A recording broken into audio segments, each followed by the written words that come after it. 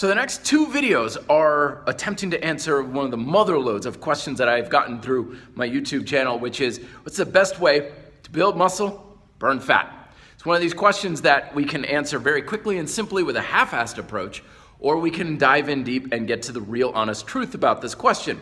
The half-assed approach would me just saying something like, eat nothing but raw organic vegetables all the time, cross-country skiing at least 2 hours a day, and I want you to do 1,000 push-ups every day as well. Now, the reason why that advice is very, meh, is because we are all different. Everybody's best is unique to themselves. What's best for you is different from what's best for me.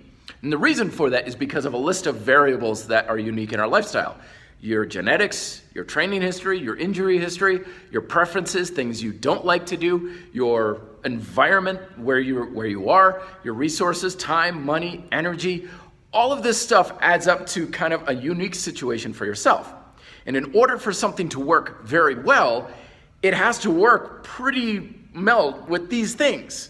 And if it doesn't matter what the science says behind the actual method itself, it's not going to work for you. It's not a good fit for you.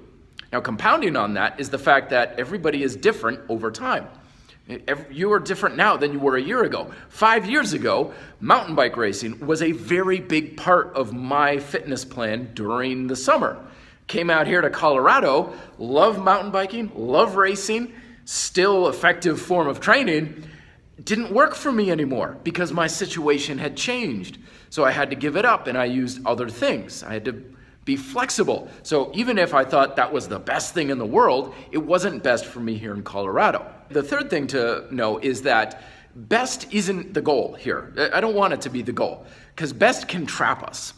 When you go for best, it's kind of like you get this all or nothing approach. Like you got the best diet or the best perfect workout program, and that traps you because, well, one, whatever you're doing, you're standing in place here.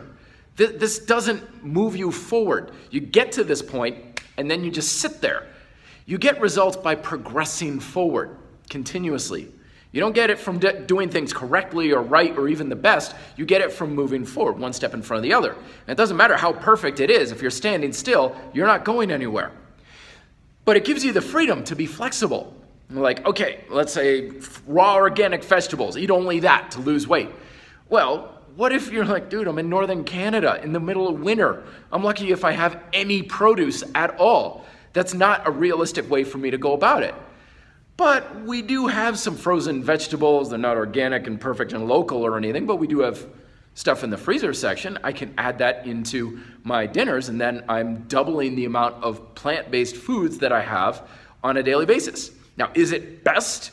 Is it perfect or anything? Not by a long shot. Is it a hell of a lot better than your previous plan of nothing but Doritos and soda pop for dinner? Hell yeah. Don't worry about best. Look for better. Progression, small steps, big steps, whatever you can do to be better breaks you out of this all or nothing, go for the best kind of dichotomy, and it gives you the flexibility to say, I know this isn't supposedly the best way to exercise or eat or anything, but it fits my circumstances a hell of a lot better, and ironically, that's what's actually going to work best for you.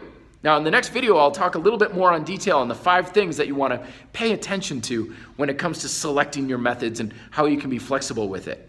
Till then, questions down below. Be fit, live free.